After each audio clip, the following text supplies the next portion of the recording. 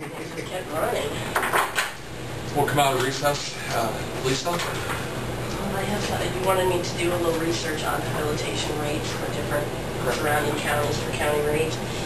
And I have a little information here, what I came up with.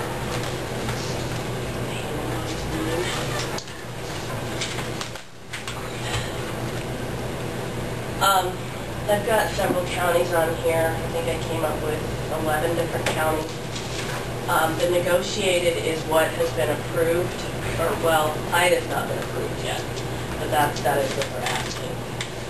But the rest of them is what's been approved for FY10.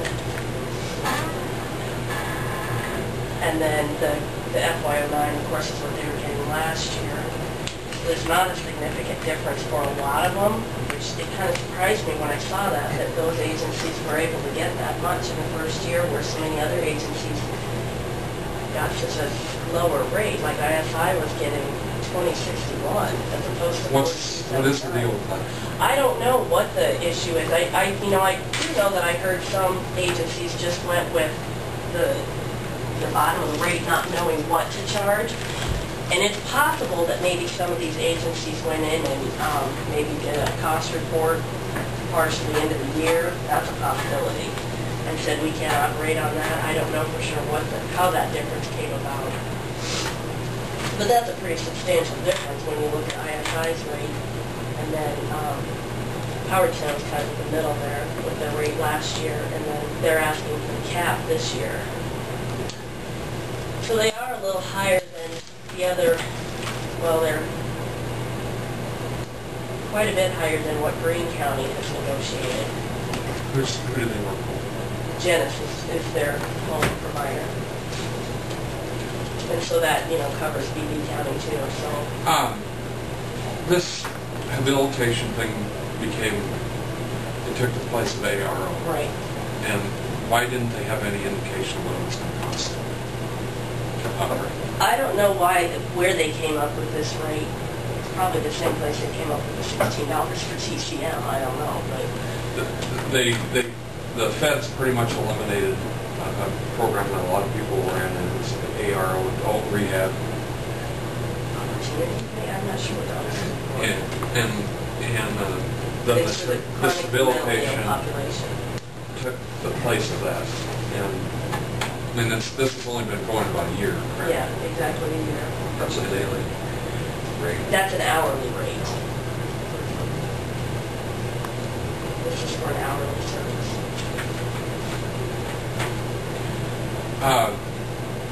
What's your recommendation? Well, I guess a couple things crossed my mind. When you look at the difference between, and I know that comes into play with the cost report, if they lost a lot of money last year, that's one of the reasons that they were able to come up with the cap for this year. But it does seem to me, it seems to me like it's a little high when you compare this many other counties. And maybe the 4664 is a little high, but I haven't seen their cost report, so.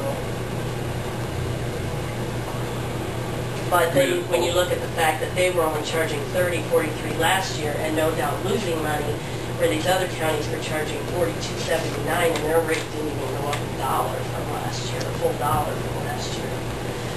So I mean, if you're looking at comparisons, they're trying to catch up, I guess is what I'm getting at. Catch up. And my biggest concern is a few years down the road. The one thing, though, I guess I'd like to point out as far as county is we try very hard not to have anybody on county habilitation. If it looks like they're going to need ongoing support, what we usually do is we go a couple months of county funding to get them on the HAB. It's not technically a waiver, but it's basically the same thing. You'll hear some people call it a waiver, some people not, and that's when the feds come into play, like the MR waiver. So we try really hard, if it looks like it's going to be an ongoing thing, to only do 2 to 3 months at the most of county funded, and then that gives the case manager time to get them on the habilitation. So what will be the Fed or state approved level when they're on the waiver type? Well, there's two pieces to that, and one is if they need enough supports, we look at the case management piece, and Magellan pays all of that. And if we can't get them on Magellan, you know, that's all, the county doesn't pay a piece of it if it's Magellan case management under habilitation. But if that doesn't happen, then there's the 18 point whatever. Well, I guess I didn't realize why aren't, if they're on Magellan, why aren't we paying? Still are That's percent. 100%. That's why we always try to get them on Magellan first.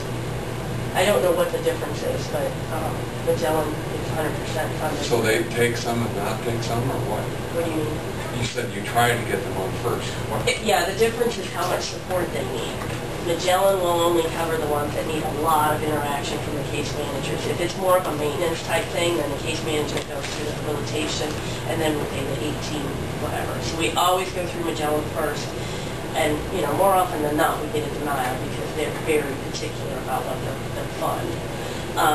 And then it will go through the habilitation. So I guess the two sides of that is, if they're on habilitation, you've got the case management piece, which is a pretty small piece. But as far as the habilitation services themselves, it's the, what is it down to now? Because it was 37, but with the FMAP, they dropped it back to 33 point something is what the county pays when they're on habilitation. Percent. Right. Yeah. So it's a considerable savings for the county if they're on the habilitation waiver. I don't have a better name for it, but if they say it's technically not a waiver, I don't know why, because it acts just the same. So. I guess you know, when you look at what our neighbors are doing, it looks like there's a pretty good consensus at the $43.65. Sure. Yeah, and when you look at that part of the state, I guess demographically, as far as rural areas, small communities, you know, they do stack up. There's a lot of small communities where they have to travel a distance to go work with the person in their home.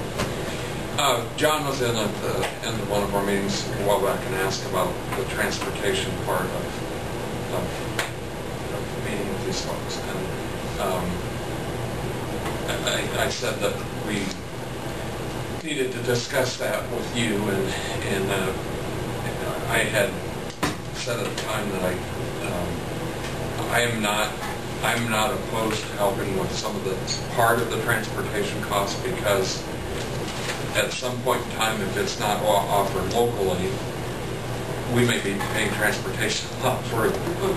And so if we could consider sharing those costs, at the time, if you were looking at the rate that they can collect, and you were using the Fed rate of 50 cents a mile, and they went 40 miles, you just used an hour of that time, close to $20 of the 46 that you're able to collect just for transportation. And so I guess from my involvement, and as I think about that, if we could split some of the transportation part of that, I would think that would be. And you're referring to over and above the rate? Is that what you mean? I guess I'm not clear on what you're... I guess it would really be important if we do not allow the maximum. I mean, if they were asking for the Medicaid cap of $46, and I was just using the math, doing the math with a $46 rate, that if you travel 40 miles at 50 cents a mile, now you have $26 to work with rather than 46. So I think it's fair to consider some kind of transportation split at some point. Okay.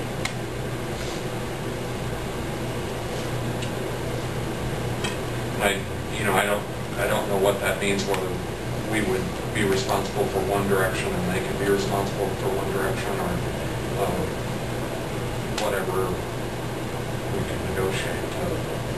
Because if you look at it that way, it's solely on an hour, and you remove those transportation costs from that $46, that doesn't seem much. Yeah, you're right.